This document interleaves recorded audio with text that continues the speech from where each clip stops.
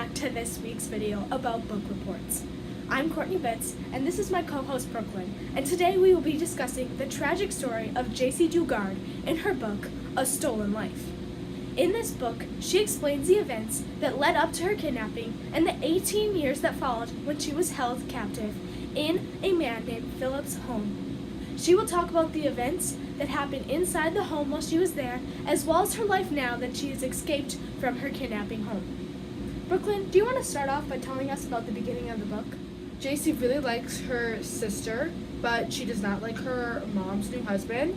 She thinks that the new husband favorites his own daughter and doesn't like JC and tries to make JC's life as hard as possible. Every night before JC goes to bed and every morning she gives her mom and her little sister a kiss, and that makes her really happy. In the beginning of the book, the day she's kidnapped, her mom actually forgot to give her a kiss before she went to work.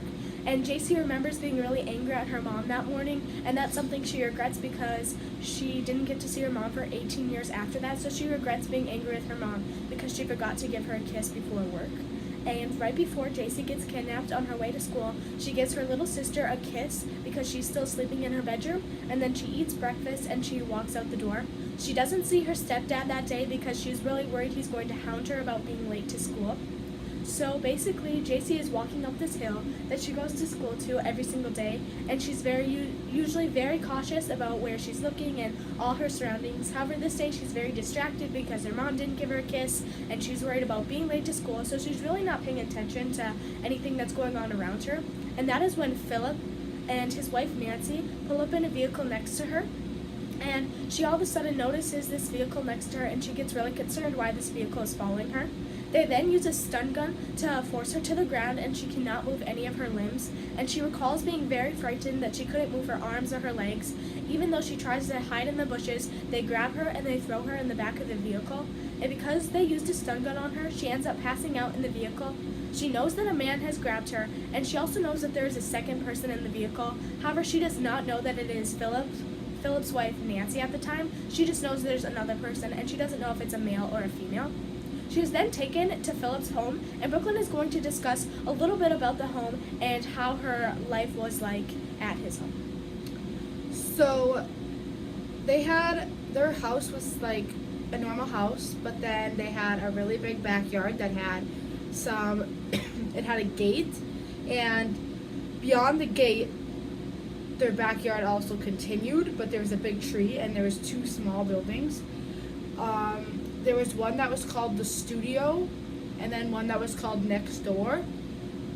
And in the beginning of the book, JC had to sleep in the studio, and she didn't have a bed, and she slept on the floor, and she mostly, the first year, she cried herself to sleep almost every night.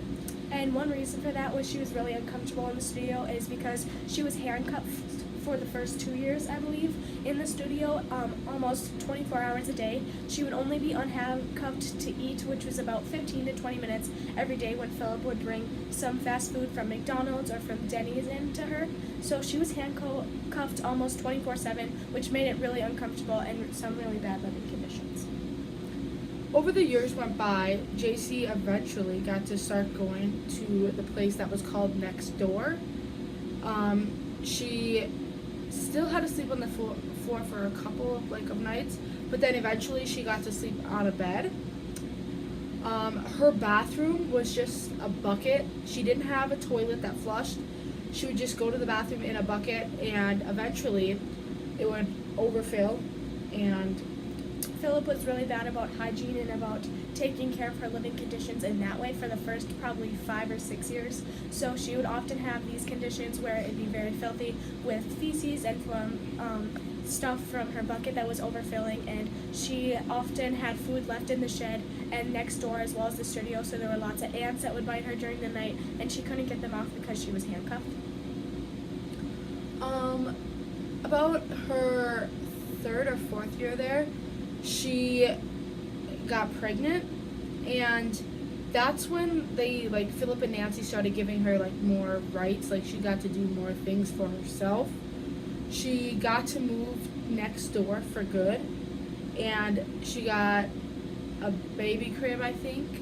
She also got a mattress, I believe, that they Yeah. laid on the floor, and she stopped being handcuffed just because they thought that while she was pregnant, she was already uncomfortable, so they eventually unhandcuffed her, and she began to rely on Philip and Nancy more and more just because she was getting older and they were brainwashing her, so she would rely on them for food, for water, for shelter, for love, and for care, and she was brainwashed into believing that they were the only people that could provide for her, so they were no longer afraid that she would run away because they had brainwashed her and trained her enough that she would not run away from the home, so that's another reason why she wasn't handcuffed anymore.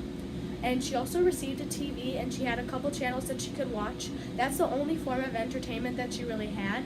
And eventually, after the years passed, she got a computer and she started helping Philip with his printing business. So she would print business cards for him and she would help run the computer. And that is when she got a little bit more education. So she started educating herself online and she began to learn more and more because she only had a 6th grade education because she was kidnapped when she was only 11 years old. Brooklyn, do you want to tell us a little bit about her first daughter? Her first daughter was named A, and so she got pregnant when she was 14. Yep. And when it came time to give birth, she did not get to go to the hospital. Philip came in and told her that he had watched some videos online, so he knew what he was doing. And she told us that it was like really painful, and she, as soon as it was over, she was happy. She loved her daughter, and so did Philip and Nancy. But Philip made JC like tell the daughter that she wasn't her mom and that Nancy was her mom, and that JC was her sister. And she had to pick a new name, which she picked was Alyssa. And she raised the children, but she did not get to get called their mother. That was Nancy. So she was their sister. And when she had the daughter, Philip like stopped sexually like harassing her. Like he like laid off a little because she had to take care of the daughter.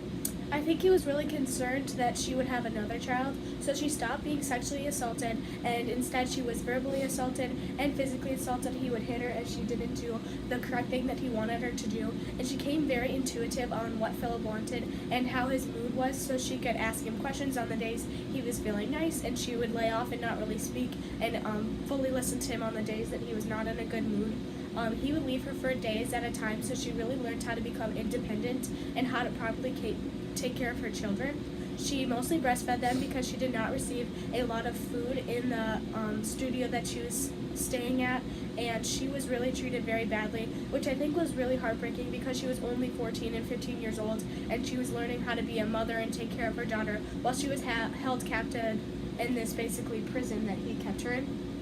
So as the years went on, she kept helping Philip with his printing business, and she began to go on outings with Nancy.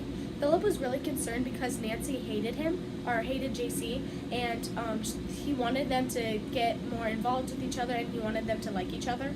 I think Nancy was really afraid of Philip because he was able to steal this girl and no one would find out, and he did all these things to her, and she had a child of his, and I think she was really jealous of JC just because she was basically taking her husband away from her, and it showed her a side of Philip that she'd never seen before, and I think it scared her that he was capable of doing this to an 11-year-old girl and what he could do to her if he decided he didn't like her anymore.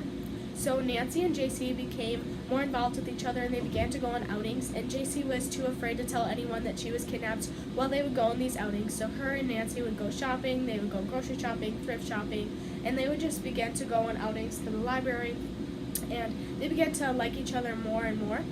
And Nancy began to give JC some gifts whenever she came by, and that was something that JC really looked forward to. And I think she began to love Nancy while she was in there because she was the only form of love that she had, and she started to feel like Nancy was really starting to like her. So as the years went on, JC was 18 years old, and she had her second child, and she decided to name her second child G. So she continued to say that she was her sister, and she began to take care of the girls. When her second child was born, she was able to go outside, and they played in the backyard, and I think they eventually got a swing set, and they began to have some pets as the years went on. and eventually her pet died, and she was tragically heartbroken because her pet died, and she was not able to have any more companionship from her pets.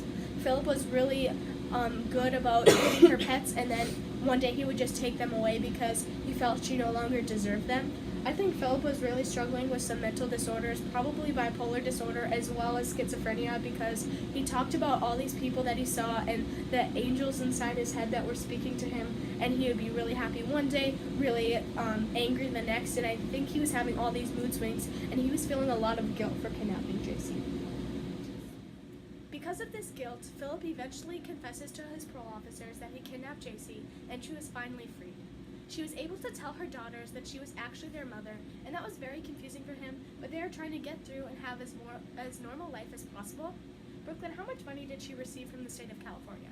JC received $20 million from the state of California for them not protecting her. She now lives away from the public eye as much as possible. She's done a few press interviews and has written this book just to help people in similar situations, and she really wants to make sure that this never happens to anyone else ever again. She's trying to live away from the public eye and she's trying to live a normal life even though she was kidnapped for 18 years, and she's trying to give her daughters the happiest and the most normal life as possible. I would definitely recommend this book because I think she was very courageous to write this story and to tell everyone about her terrible experience. I would also highly recommend this book because I think that it's really good for everyone to know to prevent it in the future. Thank you so much for watching this week's video on the book review. Thanks, and see you next week. See ya!